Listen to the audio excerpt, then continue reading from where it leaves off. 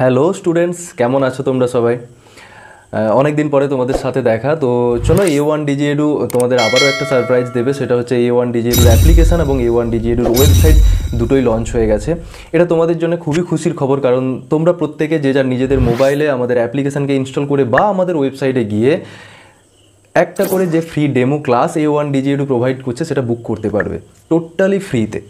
তো আর দেরি না করে আমাদের ওয়েবসাইটে যাও www.a1dgedu.com, গিয়ে ডেমো ক্লাসটি বুক করো।